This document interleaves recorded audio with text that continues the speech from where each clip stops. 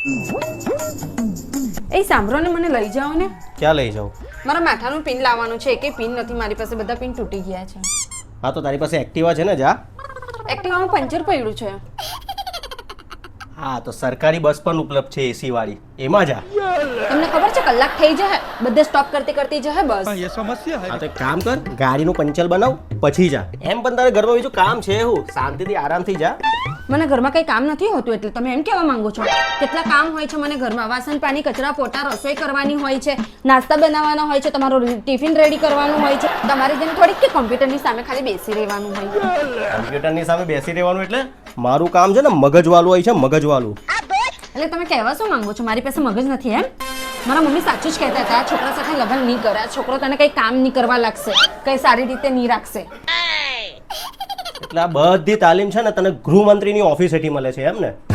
મારા મમ્મીને તો વચ્ચે લાવતા જ નહીં તમે.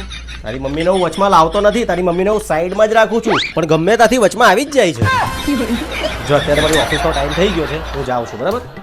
અરે એમાં શું ઓફિસનો ટાઈમ થઈ ગયો છે? 10 મિનિટ જવાનું અને 10 મિનિટ આવવાનું, 5 મિનિટમાં વસ્તુ લેવાની, એટલે તમારી ઓફિસનો ટાઈમ પણ સચવાઈ રહેશે.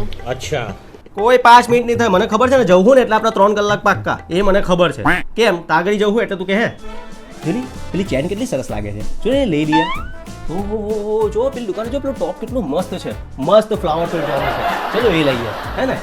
જો જો જો પેલી ચપ્પલ જો જે કેટલી સરસ લાગે છે, એ લઈએ. એટલે આ બધી દુકાને તો ફરે ને, તારી એક દુકાનમાં અડધો કલાક પાક્કો, એટલે મારા 3 કલાક પાક્કા, એટલે મારી ઓફિસની છુટ્ટી. અને જે વસ્તુ લેવા ગયા છે ને એ વસ્તુ તો તું લે જ નહીં.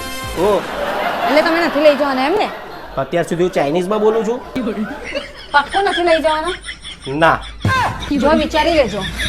એમાં વિચારવાનું હું તો આજ પછી હું તમારી જોડે વાત જ નહીં કરું. જો આ તારા બોલ પર કાયમ રહેજે. ચાલો, જય શ્રી કૃષ્ણ.